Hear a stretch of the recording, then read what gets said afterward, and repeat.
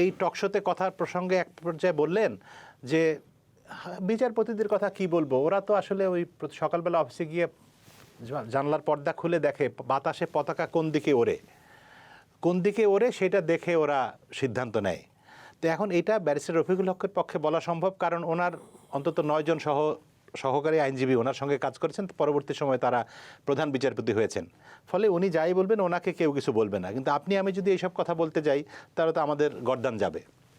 তো ফলে বিচার বিভাগ নিয়ে মানুষের ভিতরে যে একটা, আমরা বলে থাকি যে বিচার বিভাগ হচ্ছে সবশেষ আস্থার জায়গা মানুষের, আবার সবচেয়ে বড় অনাস্থার জায়গাও কিন্তু বিচার বিভাগ। কারণ বাংলাদেশে বিচারের নামে যত প্রহসন বাংলাদেশে হয় এবং বিচারের নামে মানে মানুষ যতভাবে বিচার বঞ্চিত হয়, যতভাবে বিনা বিচারে মানুষ জেল খাটে এবং আদালতের চত্বরে মানুষের হাঁটতে হাঁটতে যে পরিমাণ জুতার তলা ক্ষয় হয়, মামলার তারিখ পরিবর্তন হতে হতে হতে হতে মানুষ মরে যায়, ছেলে মেয়ে বুড়ো হয়ে যায়, তারপরও মামলার নিষ্পত্তি হয় না। এবং আপনি একসময় প্রথম আলোতে কাজ করতেন, প্রথম আলোর প্রথম সংখ্যার আমার হেডলাইনটা মনে আছে, প্রথম সংখ্যার যে সুপ্রিম কোর্টে মামলা জট, এত হাজার মামলা। আজকে আপনি গিয়ে দেখেন 25 বছর পরে, সেই 98 সালে বোধহয় প্রথম আলো বের হয়েছিল, এখন তার চেয়ে 10 গুণ বেড়েছে। তার মানে পরিস্থিতির কোনোই উন্নতি হয় নাই।